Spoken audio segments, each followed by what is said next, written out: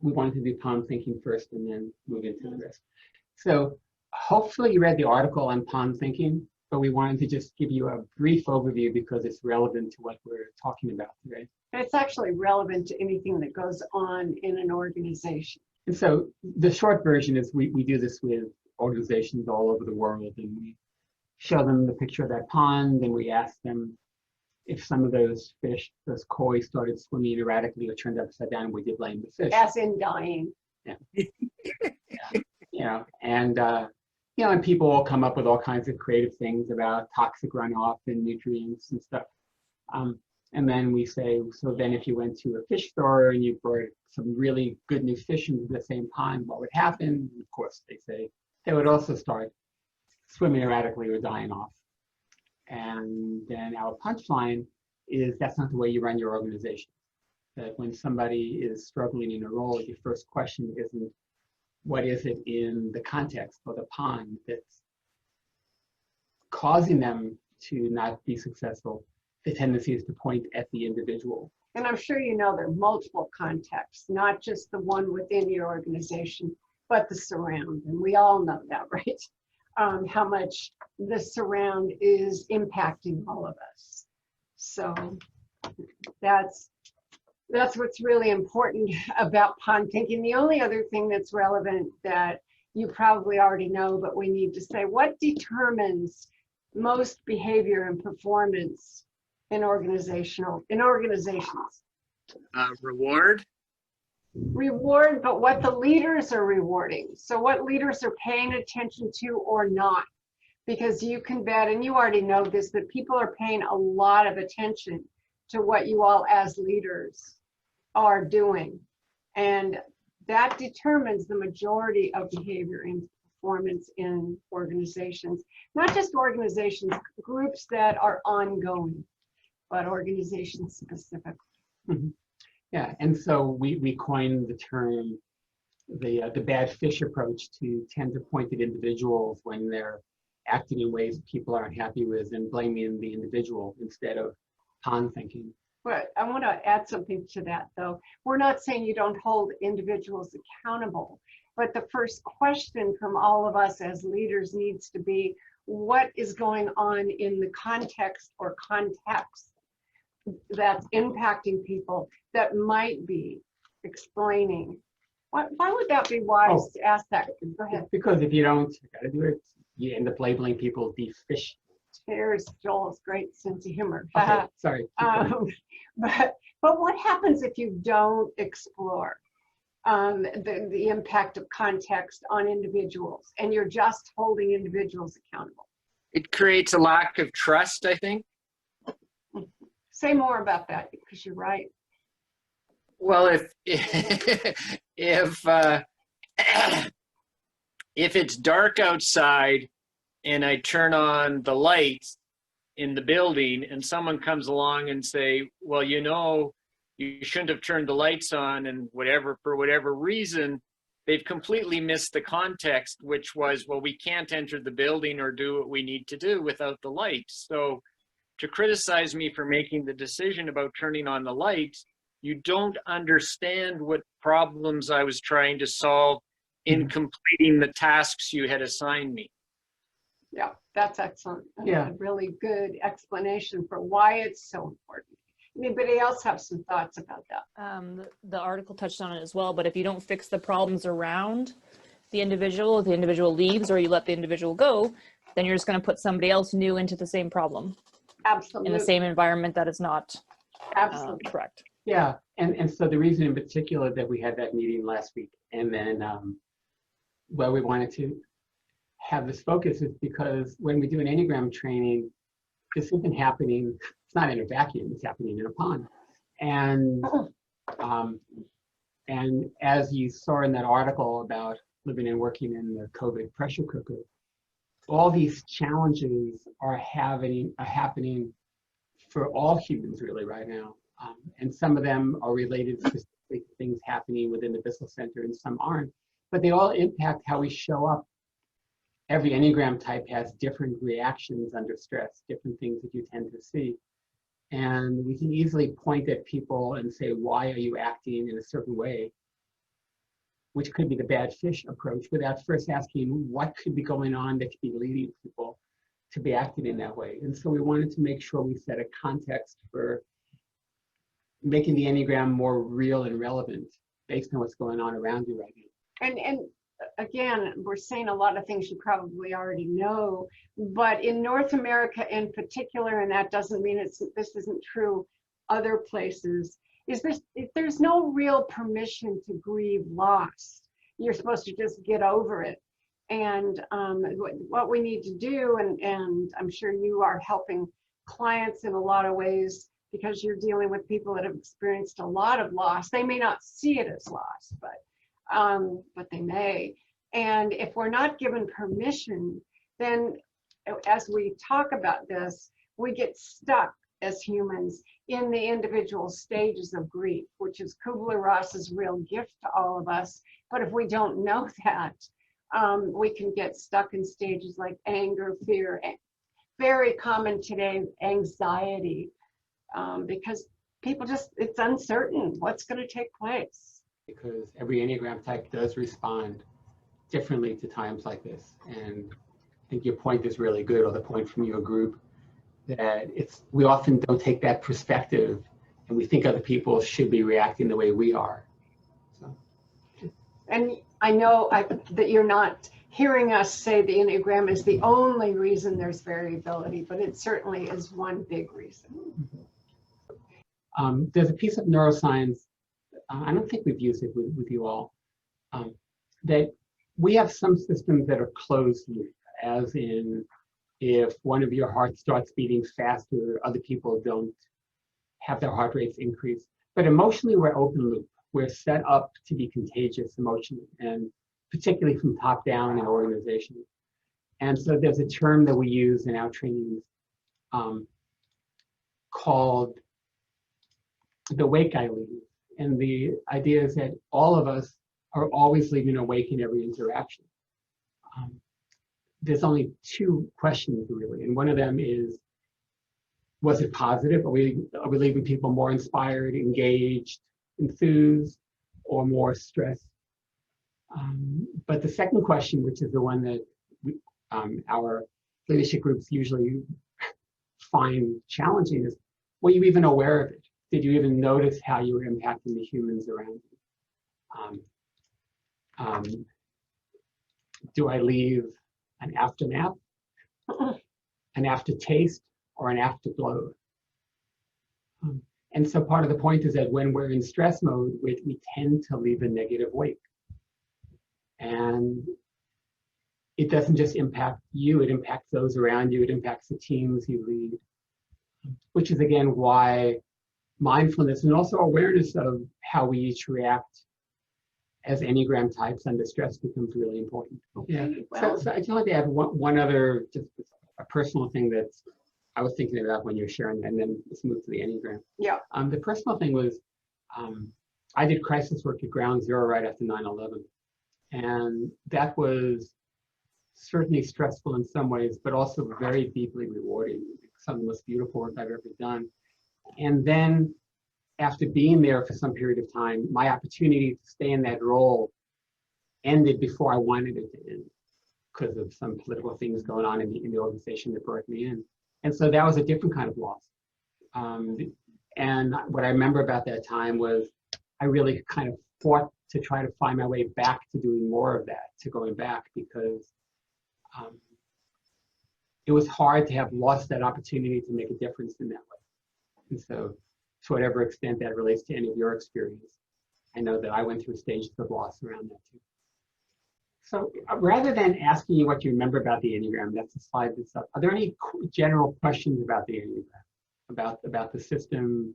Or reactions. And it certainly, we hope you're not hearing us say the Enneagram is the only answer, but it's wonderful information about self-awareness and what we need to know about our habits and patterns. And I think we mentioned this to you before, about what age do we form very significant habits and patterns? Do you remember? 3 years old. Yeah, well, 2 years old, 3 years old, right in that ballpark. And as you can think about, what kind of cognitive ability does a 2 or 3-year-old have to say, I'm about to form this habit or pattern. To what degree is it constructive? Can't do that. And what neuroscientists tell us is the majority of us keep some version of those habits and patterns our entire lives because we're not aware they're habits and patterns. They are our lenses through which we see the world. So that's one of the big gifts of the Enneagram, is to understand what the lenses may be and have me be able to ask, have each one of you and everyone be able to ask, to what degree are my reactions habitual and patterned, and to what degree do I want to continue some of those habits and patterns, and to what degree do they match my values? Yeah. And then organizationally, you can imagine. Yeah, and I do want to add that, as Sandra said, while the Enneagram doesn't account for all the variants, I'd say in the times when I do something and I realize I got in my own way, which happens every now and then, the Enneagram my Enneagram type probably accounts for 90% of that. You know, I can look back and directly see the connection between the lower aspects of my habits and patterns of my Enneagram type and whatever I did that I wished I hadn't done. So it doesn't count for everything, but it counts for a large variation. Each slide for the types is going to have a particular format, and it's going to start with music for the type. So the music for type 8, I am here, I am alive, I am here to make a difference, I have impact. So let's talk. What's good about being powerful? Striving to feel powerful. Yeah. Well, I think you have a sense of agency. Very That's much. right. Very much. That's right. And when does it start to be a problem? When you use that power, how? Negatively. That's correct. That can be in the eye of the beholder, but in general, we can see the difference. So there's something really positive, and that's what Sikora's real gift here. There can be a real positive about being powerful, and that's that agency. It's also to make a difference. But we have to take a look when it's power over, then what happens? Oppression. That's true. Yeah, that's right. That's true. And I wouldn't necessarily, depends on my level of development. At a low average level, I'm not necessarily going to see these different distinctions. I'm going to think that that oppression is something that is happening outside of how I'm being. So because at that low average level, I'm just basically taking a look at me and what I'm doing, not so much the perspectives of those being impacted by it. But there is some beautiful aspects here. The self-confident, decisive, but the willful and confrontational. You can see how it can devolve. Yeah, and in fact, you'll be seeing with every Enneagram type that who she or he is at high performance is often 180 degrees from who she or he is at low average. And you'll see that each one of these slides has a particular structure. The name we use comes from the Enneagram Institute. Yeah, the challenge. We like their words. And again, if you read different Enneagram books, you see very different names. The striving, that's from Mario Sikora. This is how I want to feel. The two adjectives are from the Enneagram Institute. So they tried to find two adjectives that put together particularly fit this type. So if you're thinking about yourself, think about whether powerful and dominating often fits you. And I realize there's one thing we didn't do. I want to go back. And then, as Sandra said, these words go from basically high performance down to low average. And that doesn't mean that individuals are not in contexts that drive some of these reactions. We're talking about over time. If someone followed you around and you are a type 8, then a lot has to do with the level of development.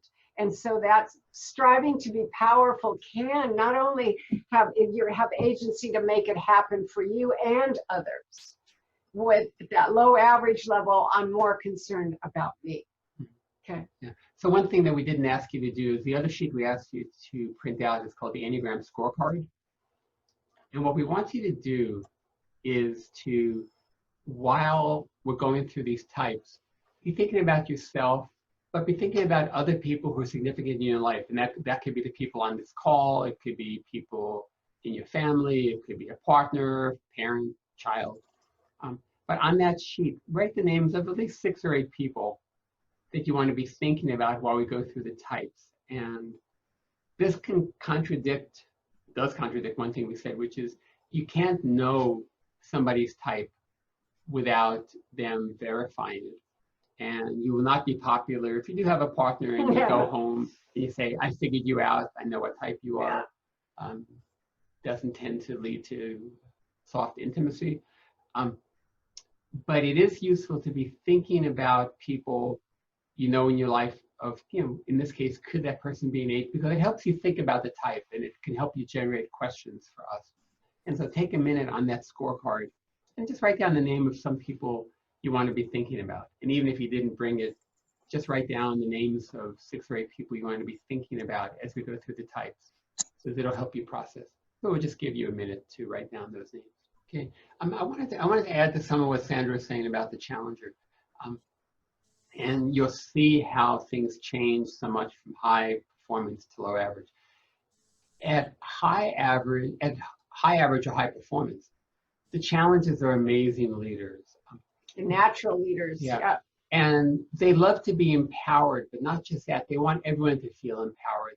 So the core energy of 8 is vitality. It's a sense of, I bring presence here, I'm fully alive, And I'm big vibrant. picture. Yeah. Big picture. And I want everyone to have that experience. And so at high performance, I lead a team where everyone feels like they can make a difference. And I'm passionate that I want people to feel that. But when I get to average to low average, the way that I want to experience being powerful is to keep everyone else off balance. Where I've decided that because vulnerability is scary for me, I can feel powerful if you don't feel powerful. And so I actually undermine.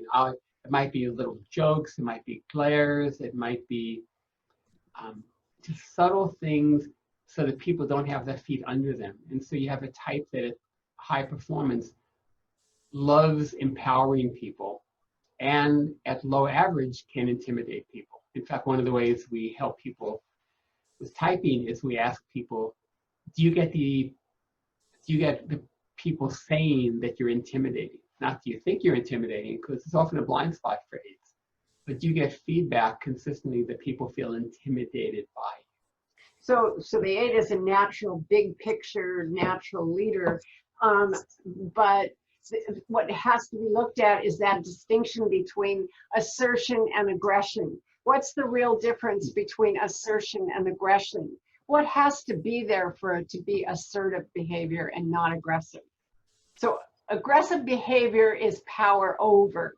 It's that I don't have respect for anything but the point I'm trying to make for myself.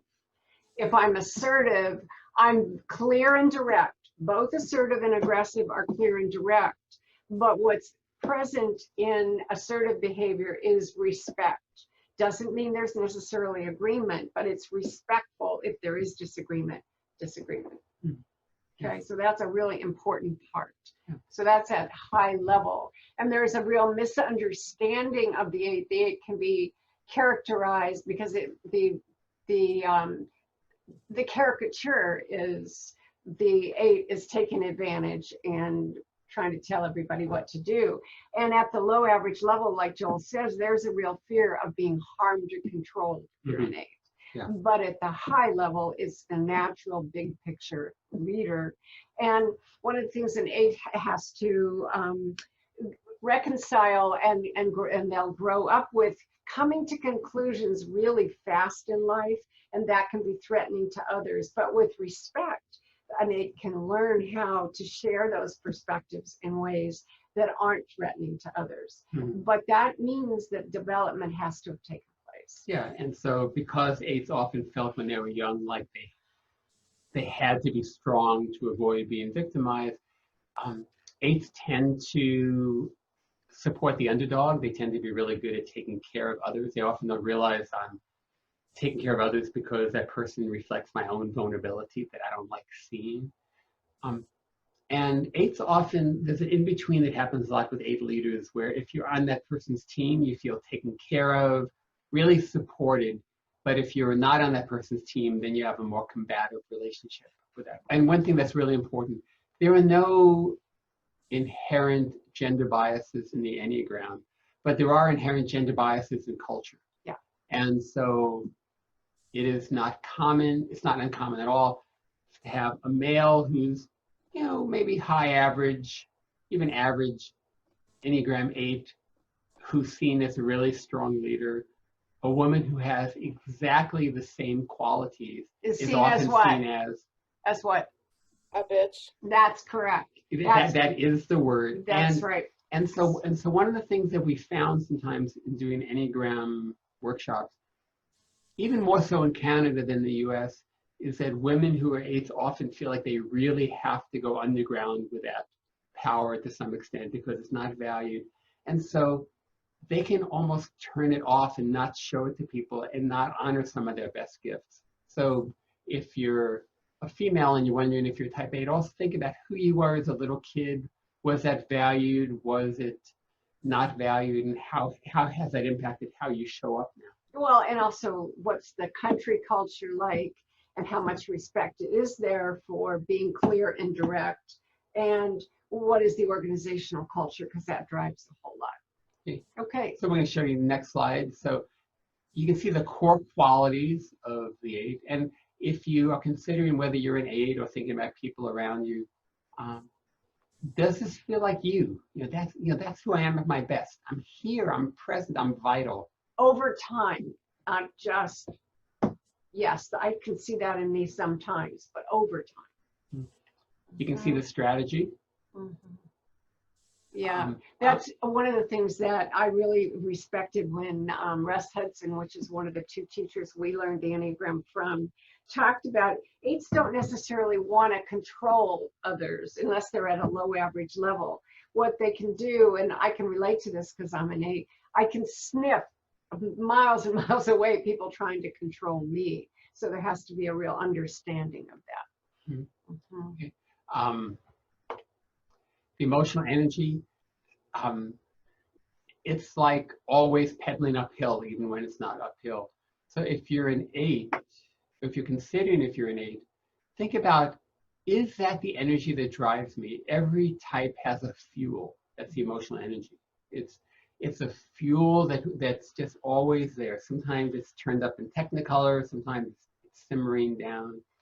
But is there a tendency to just feel this intensity, and that people give you feedback sometimes of, you're just too much, I don't know why you're so upset or so putting so much energy into this. And is it fitting for the situation? What I have to watch is that intensity something I learned early that I automatically bring in, or is it needed?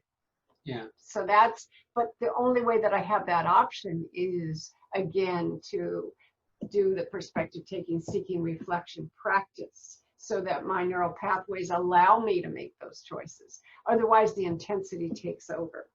Yeah. I intentionally to give others the message, don't even try. Yeah. And because a lot of you have a background in self-awareness, it's really important to see this. The reason for the emotional energy is usually a loss of the core qualities. So I don't feel that natural vitality. So I'm going to almost imitate it. The core qualities are levels of being. The emotional energies are about doing. And so I don't feel that connection to life as much. So I'm going to try to make it happen. But it doesn't mean that being is better than doing, or doing is something that can't be very healthy. It's what's driving both or each. Okay, questions? Every type, in addition to having a fuel, has a habit of mind. And the habit of mind of 8s, we all can do this, but 8s have a particular quality of turning people into objects rather than as people, so that they can kind of move them to match their will. And you can see at the low average level, then using others to be powerful. That's the low average level. At the high level, there's an awareness of that objectifying and a choice not to do it. Yeah. And if you read different Enneagram books, you'll find different names for these. Yeah. Sometimes vengeance is used as a habit of mind, but that's limited because that's just, one thing that an 8 can get into at a low average level. Every type has a wake-up call. The wake-up call is movement from high performance to average. And the wake-up call, as you can see for an 8, is that sense of, I always have to push. Mm-hmm. And I told you that's my wake-up call. That's what I understand. Whoops, wait a minute. How much does this really call for? Intensity, or does it call for any at all? But that's not a choice we automatically have. And each type also has a direction of integration, which is a movement toward higher functioning. And so we mentioned that low average 8s can be the bullies of the Enneagram. At high performance, they show their vulnerability, their sensitivity, and they understand, and this is really important to get. So the strategy to feel powerful never goes away for an 8. 8s at high performance understand that true power comes from showing my heart as well. I don't lose my vitality, but I combine my vitality with a real open heart, with showing vulnerability, and they understand that that's a higher level of power. And of course, that has a whole lot to do with what's been the little 8's experience with being vulnerable. But that's true for all the types. That vulnerability can have us make, or lack thereof of safe vulnerability, can have us make choices that are not just Enneagram related. But there is a real gift in the direction of integration as an 8, that there's a real value on that vulnerability because it's a gift to others as well. Mm-hmm. And when an 8 integrates that direction of integration, they come to the contribution of the type. And you can see that this is what a high-level Enneagram 8 leader is like. Still able to make things happen when they're tough, because 8s have an amazing ability to push forward even with resistance, but they do that in a compassionate way. The next page, these are the slides from our friend. This slide's gender types. She picked out the male, not because it's a male type, it's sort of that sense of agency. And you can see that as you go lower in level, the picture gets fuzzier. We see the world less clearly at lower levels.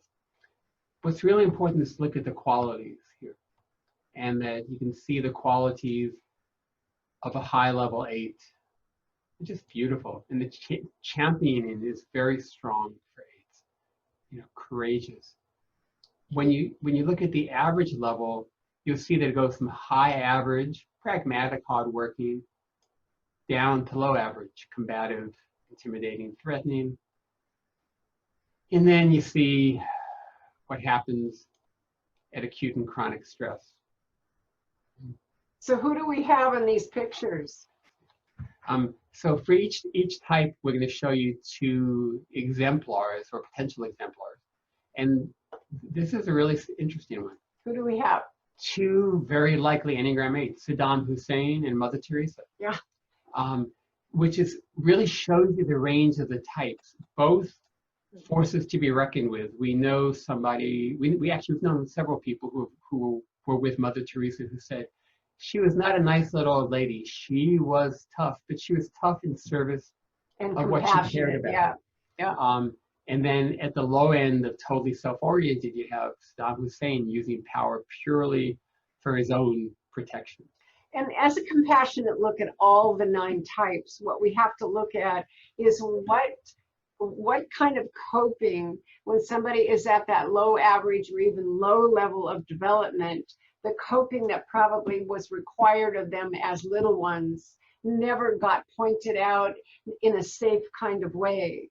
And so then that person will be at that low level throughout their entire life and not know it. Yeah. And so for now, take your scorecard and mark yourself and each person on your list.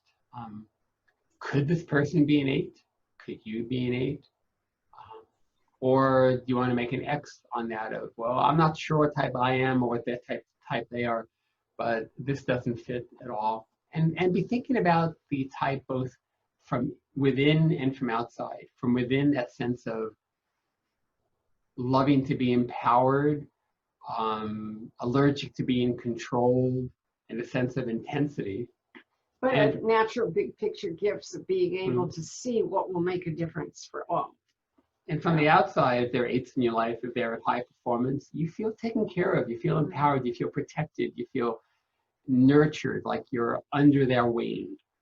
If they're down to low average, you can feel intimidated, put off balance. We do want to talk about it at the level of what you would notice during pressure cooker times.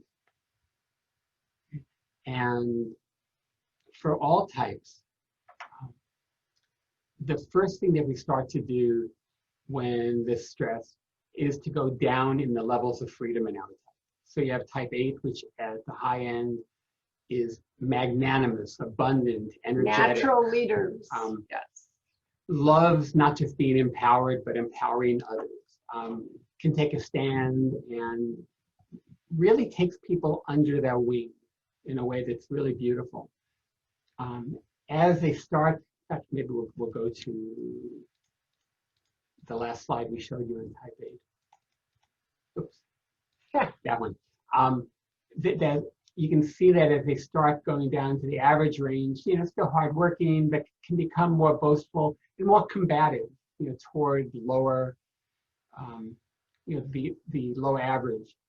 Intimidating, when we want to help somebody see whether they might be an 8, we don't ask, are you intimidating? We ask, have you gotten feedback that people take you as intimidating? Because it's often a blind spot. That doesn't show up at the high end of Enneagram 8 at all, which is a really lovely, strong, powerful leader. It does happen at the lower end.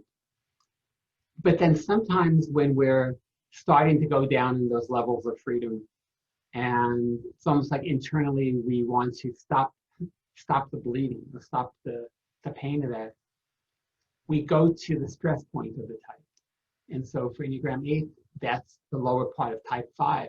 And so suddenly it's a withdrawal. It's kind of a going stony cold. It's pulling away.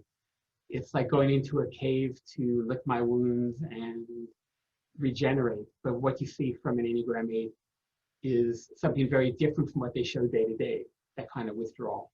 I think it's really important to mention here, and I know that we would have done it before, but I want to say that when someone's at high performance, it doesn't mean they have greater IQ points or they're more experienced than the person operating at the acute and chronic stress level. It means that if at high performance, most likely we've been given the opportunity to develop high performance view of the world and my own impact on it.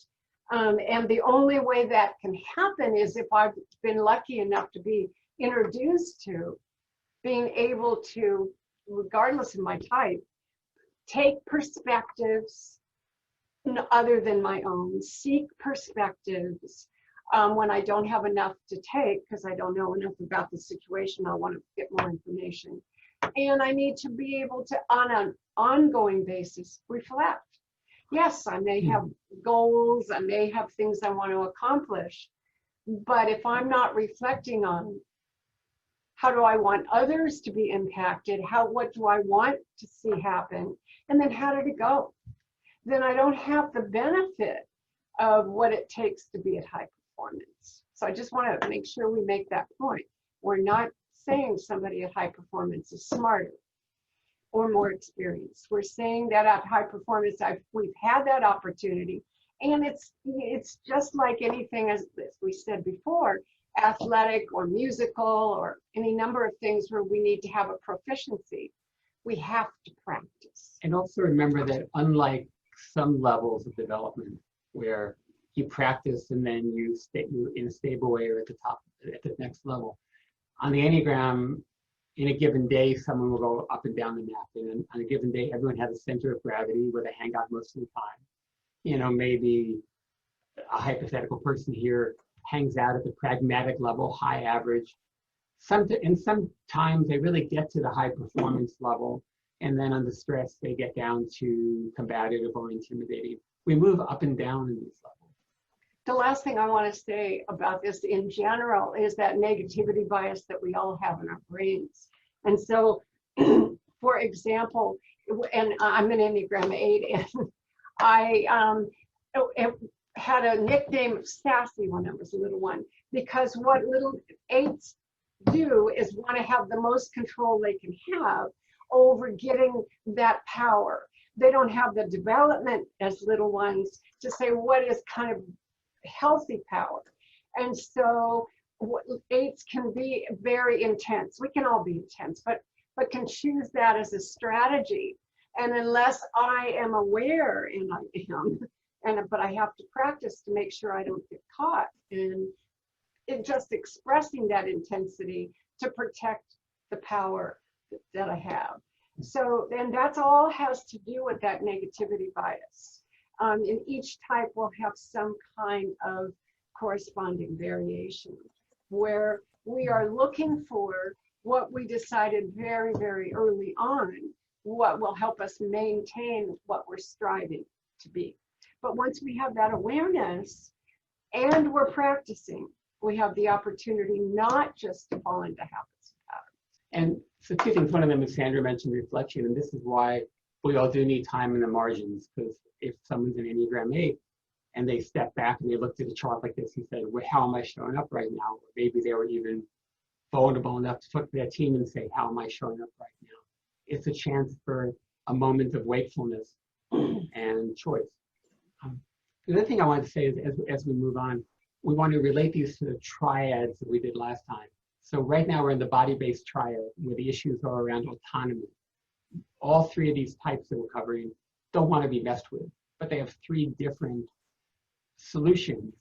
The Enneagram 8 is the assertive solution to that, which is, I'm going to be so strong you can't mess with me. That'll be very different from the next type we do. Even when that kind of strength is not constructive. Yeah, and we showed you this one. We're gradually trying to find little cartoons for each type. We haven't quite gotten there yet. This is a good one. And we showed you these as 2 examples of 8s. Mother Teresa and Saddam Hussein. Oh, any questions about 8 before we move on? I have a question. I just have a question about like the performance. And so just to clarify, what you're saying is that a lot of what helps all types be more at high performance is to be able to be vulnerable enough inside to make space for the energy of the type. So, and again, there's 9 very different energies. For 9, it's often, am I feeling vulnerable? Am I feeling safe? Yeah, afraid. Right. Yeah. And the ability to make room for that and experience that inside instead of being reactive to it. So Caitlin, if my lenses aren't developed enough, I'm going to believe that what I see from a patterned perspective, something I learned very early, is the only reality. But what you were adding is, and the only way for me to operate where I have true freedom of choice about how I operate, is to know there are multiple ways that I need to be paying attention to what's taking place. And certainly how others are impacted, how the whole is impacted. So yeah, that's a really important point. But I can't automatically do that unless I've been introduced to that possibility, and B, practice being able to use that possibility. Otherwise, I'm caught in what I believe are accurate lenses when they're only partial, they're only mine. Yeah. Does that make sense? Yeah. Yeah, and again, just building on what Sandra was just saying, we mentioned this, I'm sure, last time. Our brains like to run on cheap fuel. We're designed that way. We're designed for automatic pilot or habit mode. And so in the absence of some kind of a mindfulness practice, like Sandra's saying, some kind of wake up. What am I doing here? Who am I being right now? We'll be at whatever our habitual level is. You know, some people, their habitual level is high average, some is low average, but you can't be in high performance without being aware. Our friend Russ Hudson, who we think is the best Enneagram teacher on the planet, describes high average as a nice place to be without awareness. You know, so that when an 8 is at the pragmatic, hardworking, they're not making trouble, they're working hard, but they're not present. In order to be present, or presence is what takes us into the high performance level. So really the way to sort of like get out of this like acute chronic stress is that like integrated learning cycle that you guys talked about at the beginning, right? That's it. That's absolutely right. But if I'm not self-aware, I don't even know I'm in acute chronic stress. I believe that what I'm seeing is the only version of reality. Because I can't. Yeah. There are even politicians who say they're stable geniuses, but we won't go We there. won't go there.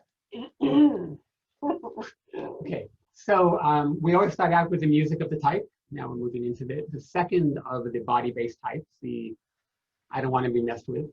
What's incredibly good about, Music first. oh, all right. Yeah.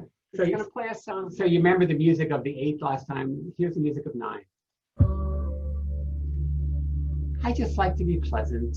Life is good when everyone's relaxed, isn't it? When we're all harmonious. When I can All just, the time, yeah, especially when I'm around, if I'm a 9. yeah, that this is the way life should be, isn't it? So what's really good about being peaceful?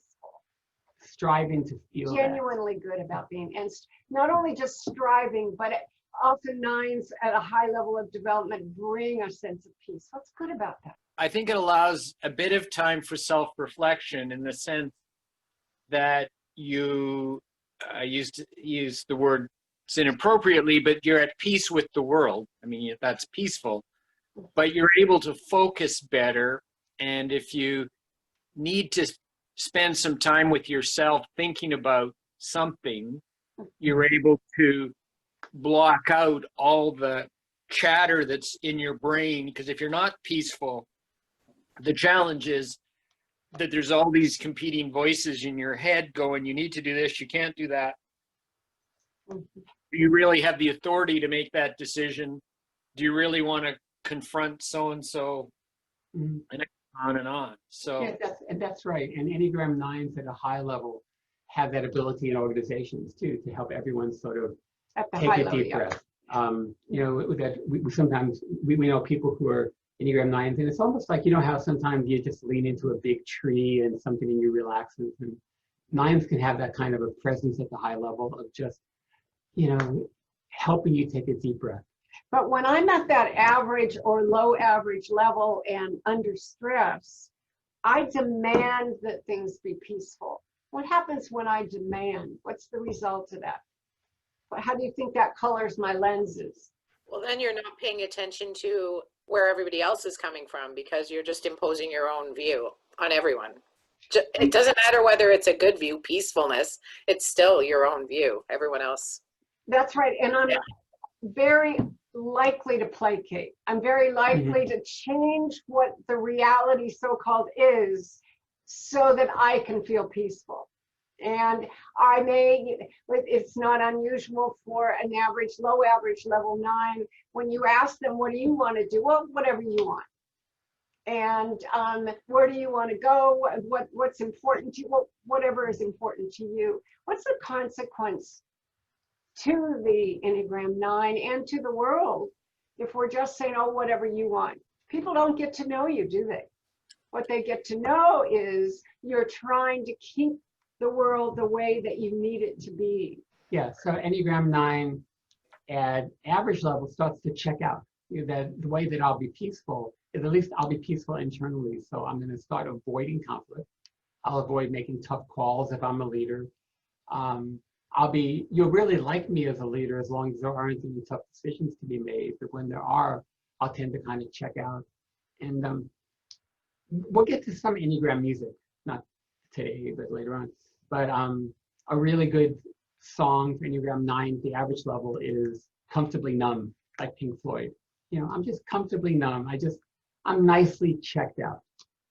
And at a high level, Enneagram 9s bring a sense and help the rest of us relax. So incredible gifts. We don't want to just spend all the time on the difficulties that we all face at those average and low average levels.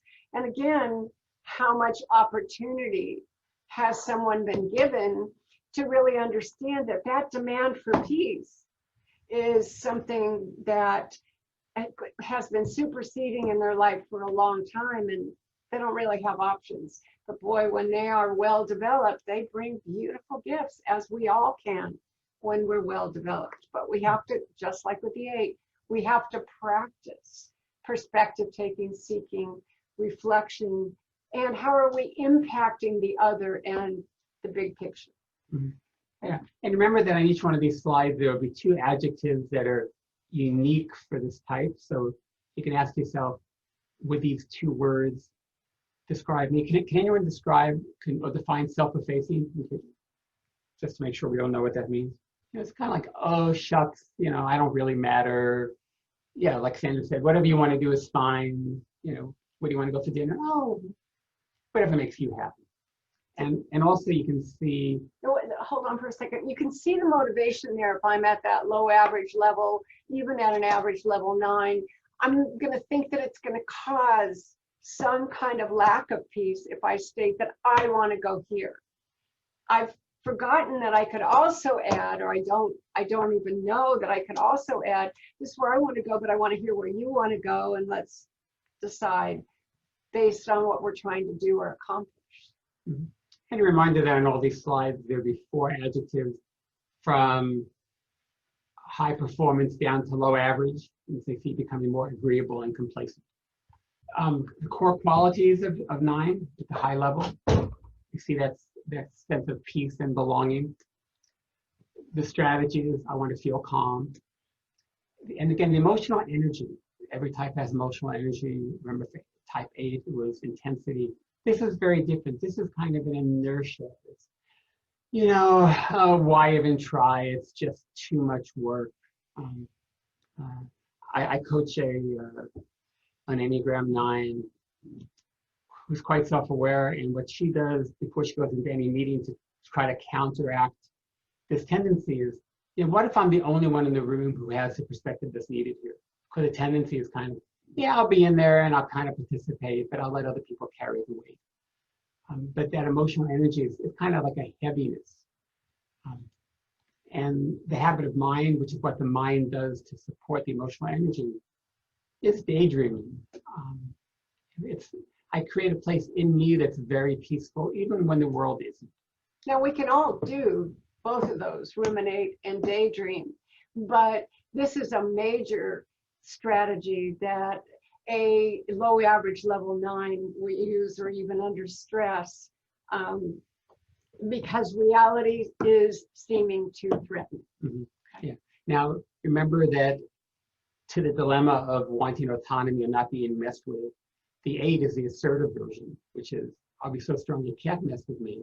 The 9 is the withdrawing version, which is, you won't be able to really find me. I'm going to be pleasantly disengaged. But I want to say something else. I want to make sure that you're starting to hear that one type is no more constructive than any other at that high level. There's so much they have to give. And there's lots of comparisons that we can make that are identical at that average, low average level and under stress, where we are coping with and demanding that the strategy of striving to be is my reality. Exactly. The wake-up call is what takes each type from high performance down to the average level. And this should make sense from what we've been saying. The wake-up call for 9 is, if I reflect, if I step back, am I just accommodating? You're saying, whatever, I'll just go along with things. What's the consequence of, there's nothing wrong with us being willing to accommodate. What's the consequence of doing that very consistently, regardless of the situation? I think you lose the perspective and the wisdom that that person has. That's right. They never bring it to the table. So you're losing that. Yeah. Yes. Yeah, exactly. And I'm sure that you're starting to see, or hopefully you're starting to see, that's a coping mechanism that Enneagram 9, or we all the types have ways that we've developed to feel safe. And so that whatever you want is okay. But what's interesting about 9 is, for the most part, when you know them, they're very calm, reassuring, and all of a sudden they're bashing tables and bashing cupboards. What do you think happened? It's bottled up until it explodes. Yeah, that's right. Exactly. That's right. We can only take in so much. And sometimes you just feel really bad. Now, wait a minute, this person's so easy most of the time to get along with. Why am I upset with them? Well, like you say, it's bottled up.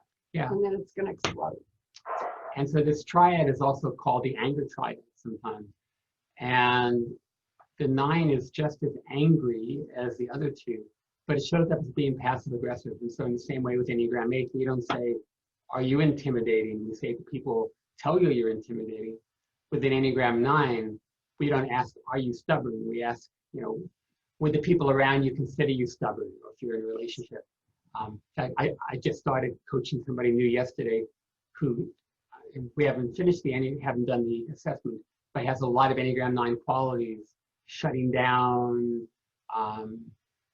being passive aggressive, and I said, how about stubbornness? He said, well, my girlfriend tells me I'm stubborn all the time. I don't think so. It's the most stubborn type, by the way. Yeah. You can see the direction of integration, which is the move toward higher development, higher freedom, being more fully engaged in the world. And this is a contribution of a high-level Enneagram 9 leader, sense of being in it together. And where that contributions are true collaboration. What has to be there for true collaboration? That people have things that you can't contribute. Mm-hmm. And that there can be disagreement, and that's okay. Because when things are complex and there's no one right answer, we have to have differing, not just differing perspectives on the table to have a chance at having a reasonable response. Because we can't predict with complexity, which is a lot of what we deal with when we deal with humans and the economy. There's lots of complexity. There's no one right answer. I think you would agree. Yeah, you see on this slide that our friend made, the focus is on the background, the calm background, but it gets fuzzier as you go down in levels of freedom. And you again see the wonderful qualities at the high end of Enneagram 9. One of the things we didn't say about Enneagram 8 when we talked about what happens under stress is we talked about what you see externally, which is being more combative, perhaps more intimidating, and eventually withdrawing. We didn't talk about what the internal experience would be. And the internal experience is, I don't feel safe. I feel vulnerable. I feel like I'm in danger of other people attacking me in some way. For an Enneagram 9, it's a little different. The first thing that an Enneagram 9 will do under stress is move down the average levels, usually. More accommodating, more disengaged, more stubborn. The other thing that will happen, at least externally for Enneagram 9, is the direction of stress is towards 6, the lower end of 6. And at this point, this level, that would be anxiety. So you have this person who normally acts very unflappable, everything's fine. How are you doing? Oh, fine. How are you doing? That's cool. Yeah. Suddenly gets extremely agitated and anxious. Now, what's going on inside? Enneagram 9s could be feeling like there's no way out that doesn't have tension. And I need to avoid tension more than anything. And so when I feel trapped as an Enneagram 9, no matter what I do, someone's going to be really unhappy. I'm more likely to show that Enneagram 6 direction of stress. And we hope you're hearing that all 9 types can feel anxious, for example. It just shows up differently, and the internal experience is quite a bit different. A picture I saw recently was that's a good example of an Enneagram 9. I act nice, but don't push me. And two really interesting examples of Enneagram 9s. Of these more American related. Some of you may not know Mr. Rogers. It's a wonderful day in the neighborhood. Classic kids show for years. Yeah, And who's the one on the right? Abraham Lincoln. yeah. And what's interesting about Lincoln was that he's known for having chosen a cabinet that was deliberately diverse. It was people from very different perspectives. So he wanted higher level harmony. And slave trade to be ended. Yeah. Yeah. And so high Enneagram 9s understand that you need to have some tension to get to real harmony. Type 1 is going to have a very different music again. This is the third of the anger triad, or the I don't want to be messed with autonomy. And please don't hear that they're more angry in that triad than the other 6 types. It just means that anger is more a focal point. And it, like we just said, with 9s, the anger is not going to be shown overtly, but it's internal and strong. Okay. So the music. There is a right way to do things. And if the world did things in the right way, it would be a better place. As long as I align to my values and you align to yours, darn it, things would be good. So I'm always looking to make sure things are done right, that I'm right, and then the world would be a better, harmonious, ideal place to be. So what's really good about striving to be perfect? Attention to detail.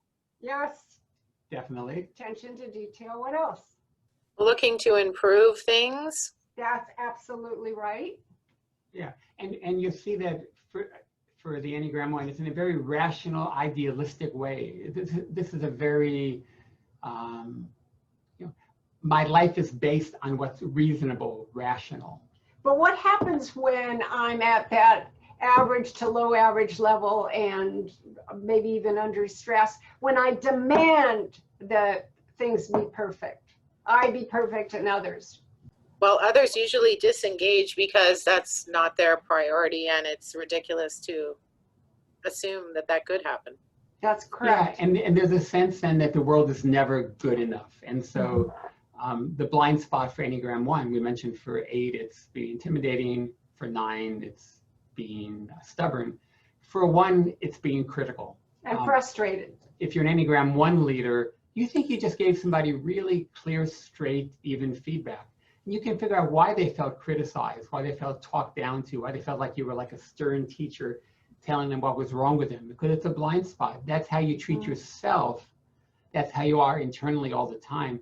Because if you're an Enneagram 1, part of the painful part is the world's never good enough. That's right. You're frustrated most of the time. You wouldn't know who you were. Oftentimes, ones, when they become more aware, can see, I lived my life not knowing who I was if I wasn't frustrated. And now, there are some wonderful gifts here, incredible at the high level integrity, incredible drive to help come up with solutions that will work. But understanding that perfection can be a rigidity. And a strong drive to do things right. That if you're going to do a job, do it in a way that's aligned with some values. Here are the core qualities. There's a sense of sacredness, of order, of goodness. And objectivity and yeah, wonderful. Yeah. If you're an Enneagram 1, you look at those and go, yeah, that's what life is really about.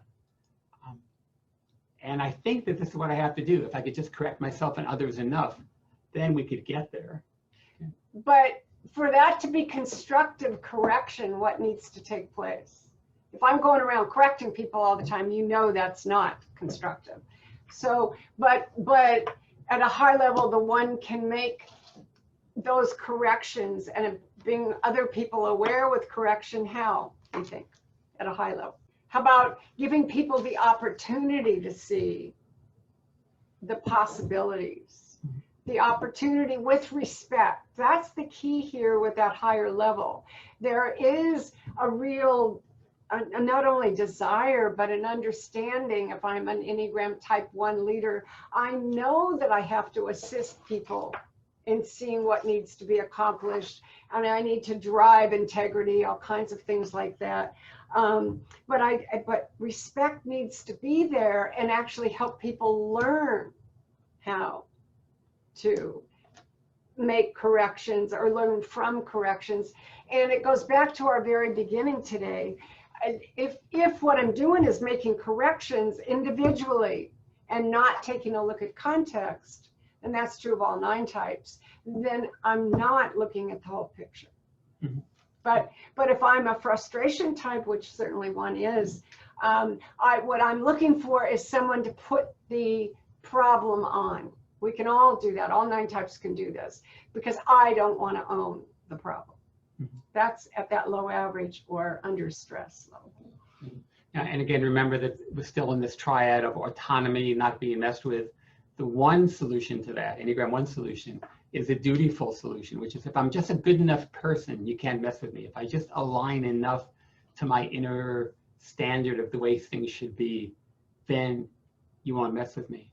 And these emotional energies are really important because when you're looking to try to figure out your own type first, if you don't relate to the core emotional energy of the type, it's really unlikely you're that type. So if you don't have, for an Enneagram 8, that sense of intensity, always pushing things a little harder than they need to be pushed, it's really unlikely you're an 8. If you don't have that kind of inertia of an Enneagram 9, that kind of nagging, why even try? It's too hard. I just don't want to have to do it. It's really unlikely you're a 9. And if you're an Enneagram 1, or if you're trying to figure out if you are, what Sandra was just talking about, that chronic simmering, I'm just not who I should be, the world isn't who it should be, and that's in me all the time. Sometimes it's turned down, it's a little trickle, sometimes it's in Technicolor, it's Niagara Falls, but it's always there, that nagging sense of chronic resentment, and supporting that, the mind judges. You know, consistently things are not good enough. And so the wake-up call, again, this is from high performance to average, is I got to fix everything myself. It's up to me. Now, I have to be well developed to see that as a wake-up call. Mhm. Otherwise, I get caught in it. So these are some of the traps, but we're hoping you're seeing that these are identically challenging traps for each of the types, the 9 types. And identical, the gifts are different, but identical possibilities of making a huge impact, all 9. The invitation is to be more flexible, joyful, see that there's multiple perspectives, see that there isn't one right answer to things, to loosen up a bit. And when they do that, you get the best of an Enneagram 1, which is what you see there. You can see what a challenge it would be for me if I'm a low level or even an average, low average level Enneagram 1. I'm going to feel uncomfortable if I feel too much joy. So these are things I need to be aware of because my lenses are overcorrecting for it being perfect. Okay. Mhm. But when I'm giving gifts, I'm helping people see that there needs to be a ground where we can meet and meet with integrity, meet with options, and learn. Here are the pictures in black and white to match the tendency of Enneagram 1s to see things right and wrong. We see how, again, it gets fuzzier and fuzzier in lower levels of awareness and freedom. You see the really high qualities, discerning, rational, objective. And you see that, again, in high average, nice day without awareness, pretty good, advocates, well organized, but moving toward judgmental, perfectionist, moralistic, critical as you go down. And so that's some of what you'll see in an Enneagram 1 during times of stress is maybe normally they're more reasonable, but they're getting more tight. They're getting more perfectionistic. Kelly, did you have a question or were you just moving your hand? Yeah, no, I just wondering, I think you probably touched on this at the very beginning in our first session. It feels like it's been years since we had it. So Right. I forget some things. Yeah. But do people in different roles in their lives, do they tend to be a type different times or once you're a type, you're a type? Great question. Once you're Okay. a type, you're a type. Either we're born with it or developed by the time we're 1 or 2 years old. But Okay. once we're a type, we're stable in that type. We'll show different levels of freedom. You might be at one level of your type when you're with your loved ones. You might be a different one at work. You might be a different one when you're in traffic and you've just been cut off. But the type doesn't change. And when we talk about these lines of stress and integration, that's not changing type, that's integrating parts of other types. Yeah, see, what you're picking up on is really important here. We have all 9 types in us. And if we're well developed at that higher level, we can draw on the gifts of all of them. But And on the negatives too? yeah, and on the negatives, we can be aware of them though, Kelly. We can be Yeah. aware of them as possible traps and not get Yeah. caught in them. But if we don't, we can't draw on all 9 types. So the important thing that we always tell people, and neurobiologists tell us this, not with the Enneagram, but that when we have challenges, the gift is to know what those challenges are so we can learn to address them. Mhm. So that's the beauty. The negatives are an opportunity at high level. Right. They're definitely how would we label them if we're not aware of them as so-called negatives, as you just said? Like you said, opportunities for change, right? Yeah, you would not have them if you were at that low average or under stress, right? Yeah. And we have to go back and we have to remember that just because we were like 2 years old, excuse me, 2 to 3 years old when we were forming these patterns, it doesn't mean they haven't become a part of our repertoire for many, many years, depending on our age. And so to all of a sudden question them can be really uncomfortable.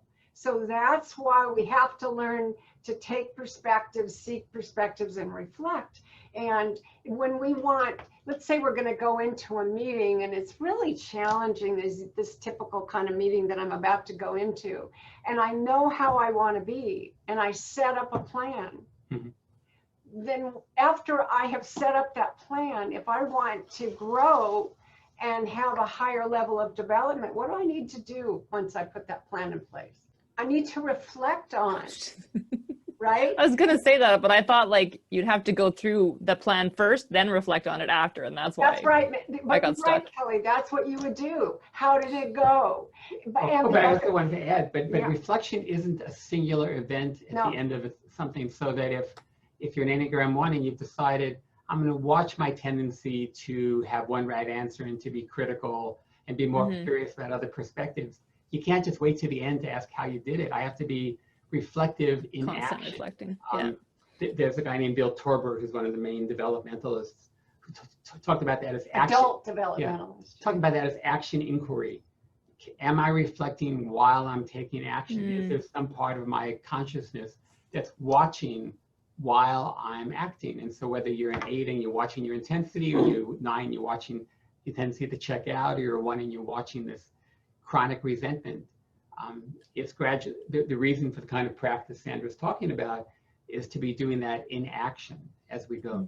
Well, and also we're able, as we develop further in life, if we practice like we're talking, we're able to, and some of you suggested this already, take others' perspectives. What do I want to accomplish? But what do I want others to experience? And we're able to bring that. But what we're accustomed to at that average, low average, and under stress level is, how can I be safe? I may not even know that. So to break a habit or a pattern that's long-standing can feel very unsafe until we start to practice reflection and we say, whoa, that wasn't unsafe at all, right?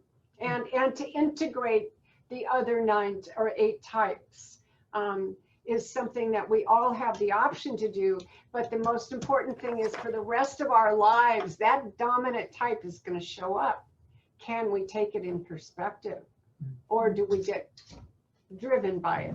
Okay. Now, again, if you're an Enneagram 1, during this pressure cooker time, your first tendency would be to go down in levels of awareness or freedom, becoming more critical, more judgmental, tighter.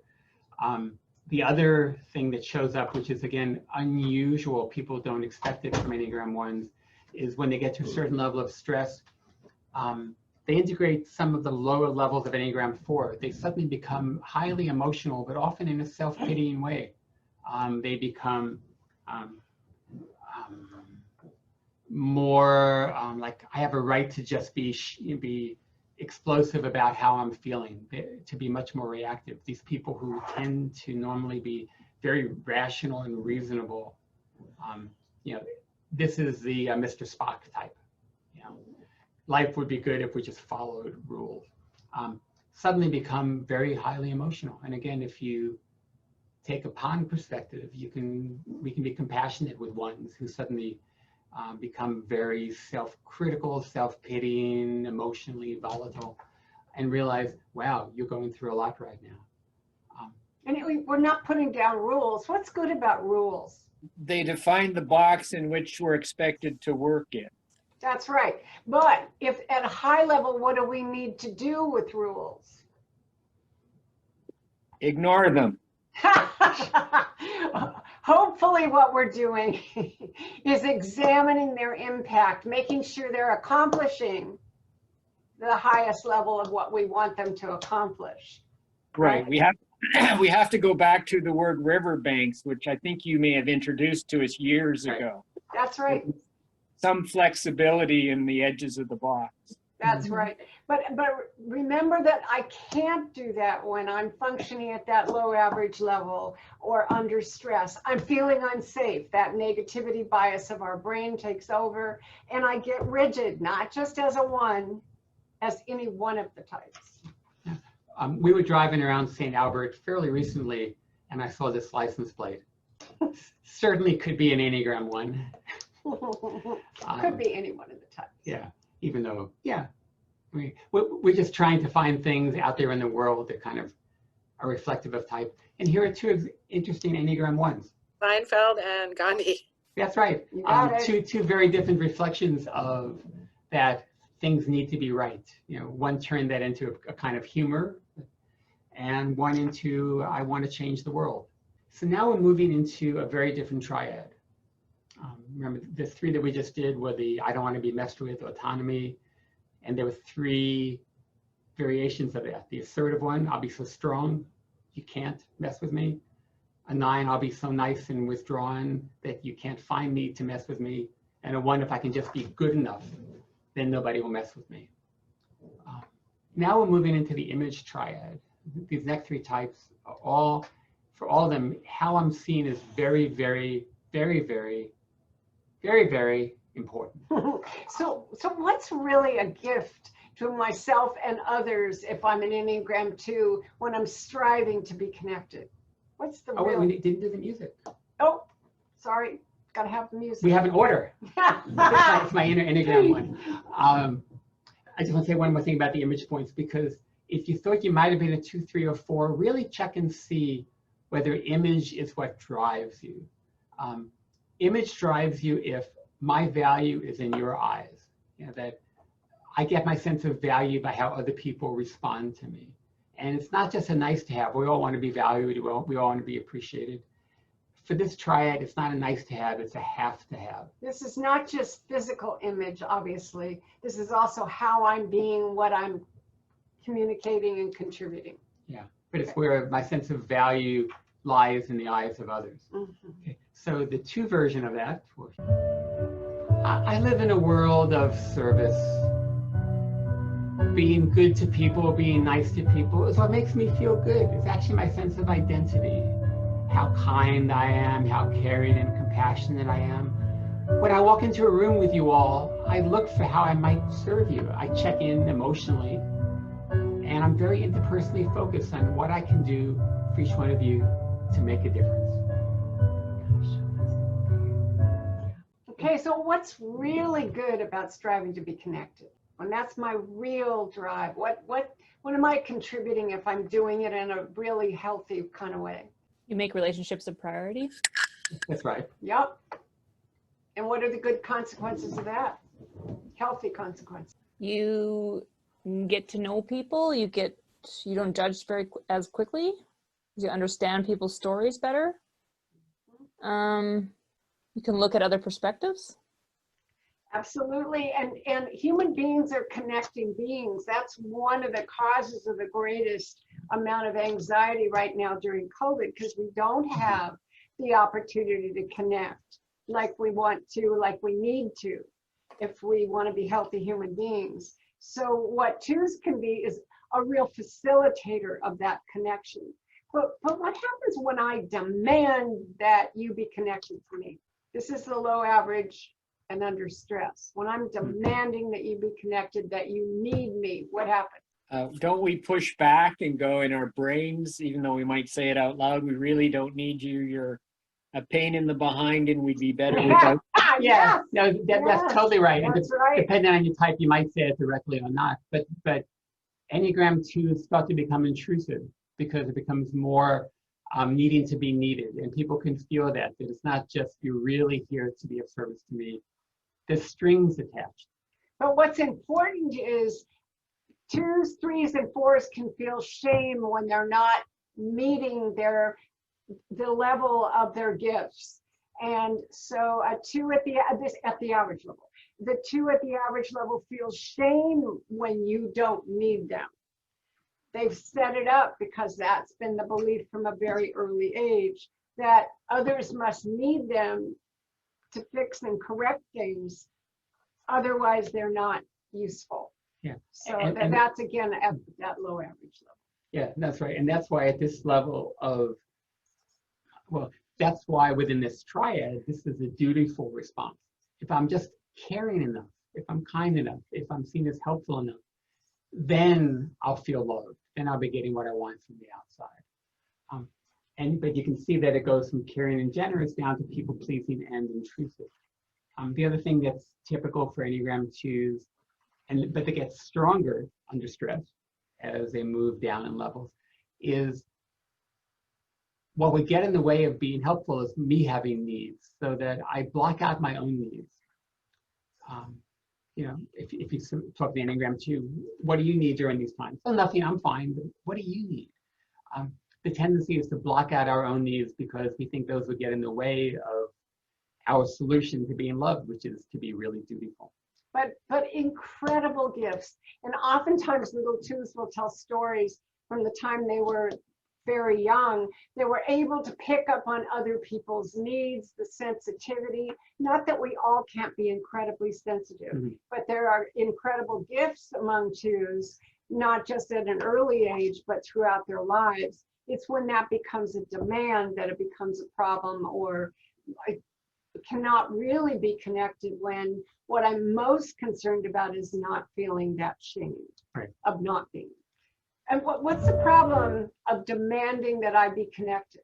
But when I'm believing I'm not being effective unless somebody's connected to me, how much control do I have? None.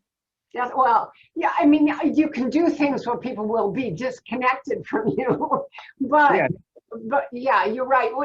At the end of the day, even if I am a magnanimous person, even if I am open and I am willing to hear what other people need at a higher level, I don't have control over what other people will choose. I can have influence though, can't I, at the higher level?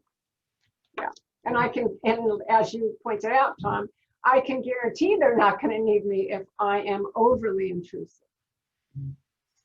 You can see the core qualities at a high level of Enneagram 2, the beautiful qualities. Again, different from the others we saw. The strategy is my value is going to be in how helpful I am. And here the emotional energy is an interesting one, and it gets described differently. Even our friend Russ Hudson, the Enneagram teacher, keeps kind of changing it a bit. But it's this sense of the pride is nobody can really help the way I can. Nobody can really serve the way I can. It's also the ignoring my own needs. There's also a sense that I just live in this interpersonal universe that energetically it's always about my connection to other people. And that what the mind does to serve that is ingratiation, which is I choose selective people to really take care of. It's not like a universal thing for an Enneagram 2. I choose people, often people in power or people who I think are important in my life, and I'm really going to meet their needs. And I just think about things always interpersonally, always relationally. The wake-up call is I need to connect all the time. It isn't just I think about what people need. Like Sandra said, there's a natural radar 2s have of tuning to people. The wake-up call is I have to act on that all the time. And that the beauty of that high level development is I can, when I grow up as an Enneagram 2 or any of the types, but in particular the 2, I can, when I see that incessant need with me, even when it doesn't make any sense, then I have an opportunity, don't I, to know that I'm seeing things through pattern lenses. And that's why the direction of integration is my own needs. And when I integrate my own needs as well, then there's a sense of balance. I'm still compassionate, engaging, but I'm also tuned to my own needs, which is more sustainable over time. And you'll see again, here the focus is on how the people are doing, not just on the background, how people are doing. And you see the high qualities, wonderful qualities. And again, like we've been talking about in each one of these types around what happens under stress, or what you'll find in the pressure cooker is I start moving down, more flattering, but I also become more codependent, more defining myself by my relationships, overbearing. And the direction of stress for an Enneagram 2 is toward the lower end of Enneagram 8. Again, we don't change type, we just integrate at this level, the lower end. And 2s can lash out in ways that people don't expect them to. And one of the things about 2s is because they are really attuned to other people's vulnerable spots, they can know just where to hit. And so someone who's been very caring could suddenly lash out during these COVID times, for example. Anyone recognize the character on the left? Yes. Kathy Bates. Yeah, in Misery. And Yeah. can you describe her character? Well, she was obsessed with her writer, and I think she beats him up with a crowbar or something, and then tries to nurse him back to health so that she can keep him all to herself. Yeah, exactly. She hobbles him, she breaks both of his ankles, and then with a smile, again, nursing him back to health. This is a very low level too. Well, the funny story around this one was I did an Enneagram training for an organization in the US, and the owner, CEO, president loved the Enneagram, and I kept saying, you can't use the Enneagram for hiring because you don't know somebody's level of awareness of freedom. And then some time ago, I had lunch with him, and he said, oh, we love the Enneagram, and we're using it to hire. We're hiring Enneagram 2s for customer service. And so I just deadpanned and said, that's a great idea. And I asked him if he'd seen Misery, and he had. And I said, well, you hire for Enneagram 2s, you might get Albert Schweitzer, like on the right, or you might get the Kathy Bates character. I mean, the best customer service people are not going to be all the Enneagram 2s. They're going to be people at a high level who really like being of service. But that the Enneagram type doesn't tell you how somebody's going to show up, and that's why we use these 2. And again, we need to say the compassionate way and the truthful way to see a tool like this is to make sure that when we're judging an individual for getting caught in that low average level, how much opportunity have they had in their lifetime to be self-aware? That's the beauty of the Enneagram, and most people have not had that opportunity in school, and most families are not it because there's not an awareness. People running the families don't necessarily have a background in self-awareness. So that's the beauty here. What have you heard so far about each of the 4 types we've done today? What did you hear about Enneagram 8s and how they show up under stress? What we said was that under stress, they go from being magnanimous, supportive, empowering, to gradually being more combative, intimidating, even disempowering, and that they can then move toward Enneagram 5, which is sort of the way of protecting themselves and going into a cave and withdrawing for a while. Do you remember anything about Enneagram 9s and what you'd see under stress? They feel sort of anxiety that there's no way to avoid the tension. That's right. At first, they start just placating more, disengaging more, and at some point, exactly, they start to have anxiety because there's just no way out. How about Enneagram 1? What are you likely to see more of at that low average level? Perfection. Yeah, and perfection as I see it as a 1, because I have the right definition. Got it? And these are just descriptions of what happens when we are not self-aware, when we are just drawing on a habit or habits and patterns that we've developed over the years, and we don't know their habits and patterns. They seem like reality to us, because how would we not see them that way if we're not introduced to the possibility that at a gift level, they're amazing contributions. At that average level, it's basically a prototype of what we're describing. And at the low average level, I'm stuck.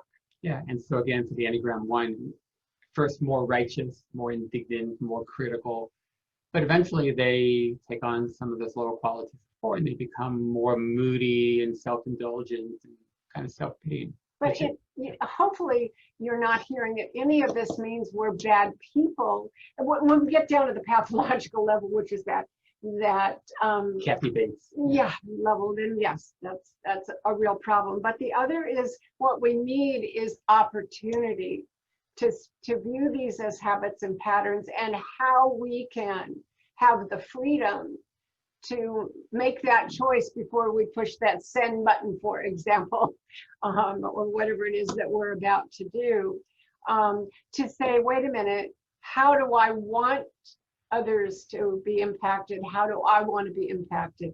What's the bigger picture? Mm-hmm. And then the last type we did too, we did just cover that they become more and more overbearing, intrusive, caretaking, but eventually really angry and lash And out. why? Why do you imagine that the two would become overbearing and more caretaking? What would make the pattern to be overbearing? Well, they're not being respected. They're not being, you're not paying enough attention to me. That's right. And But I just want to say it's stronger than that, because it's not about respect, it's I'm not being valued. yes, So it's deeper. you're meeting your own needs, and I need you to tell me that I helped you do that on some level. Okay, I'm not a bad person. It means that I've grown up, and some people live long lives with these same misguided beliefs that I'm not a valuable person unless other people need me. Right? So that's at the level 2. Okay. Any last questions or comments before we close today? Next time we meet, we'll finish the last 5 types, type 3 through type 7. Any comments or questions? I think this is really explanatory of my type, but I have a really hard time not assigning value to all the different types and placing them on a scale in terms of what's better. Oh yeah. Yeah. Well, Very challenging. Yeah, and I really like how you said it may be reflective of your type. One of the ways of helping to type other people when you've been really experienced with the Enneagram is noticing that we tend to have different reactions to different types. So we find some other types really likable. We maybe find some other types, I wish I was like that person. We are particularly annoyed with some other types. And so that can be really useful as long as, and I heard that in what you said, as long as we're taking that lightly and we see that that's because we're wearing certain lenses, not because one type is inherently better or worse than other types. But we all tend to do that if we're honest. I'll give you an example. So Enneagram 9, as we talked about, is the peace lover, and it's all got to be, everything's good. And Enneagram 7 really likes excitement and wants to call out what's going on. And so what do you think might happen between an Enneagram 7 whose major goal is excitement, couldn't be more bored by doing things twice? So what would be a major rift between a 2, 9 and a 7? The Enneagram 9 wanting peace, and the 7 like, peace is boring. I think you just described my relationship with my partner. But You know what? You're saying that in jest, but we all, and that may be, we all have that potential with our partners, especially even if the partner is the absolute same type, we can have problems, but when they're different types with very different opportunities that we're looking for. So hopefully you're taking away from today that what we all need, because all 9 types are equally valuable. All 9 types have the potential to make incredible contributions. And when you've got a variety of types, it's even more important for a family, an organization, a relationship. What is the most important factor? Awareness. Yeah, and we do need to say this on the way out, that this is not like astrology where if you're a Sagittarian, you get along better with a Taurus or something. No. Any 2 people at high performance will tend to have a wonderful collaborative relationship, mutual respect, taking each other's perspective. That doesn't mean nice all the time. You know, there are challenges in life, but it means that we have the potential, right? Yeah. Any 2 people, and that's whether they're the same type or different, any 2 people at low average, whether they're the same type or different, will be combative, because at low average, life is all about me and my needs, and I like you if you're meeting my needs, and I don't like you if you're not. And so, you know, in Sandra's example of the 7 and a 9, at high performance, there'll be an integration that won't lead to tension. At average to low average, yeah, the 7 wants to go out and do a lot of things, and the 9 says, let's just stay home and, you know, follow routines and just kind of do what we're comfortable doing. And no conflict. Yeah. So level of freedom is everything in the type.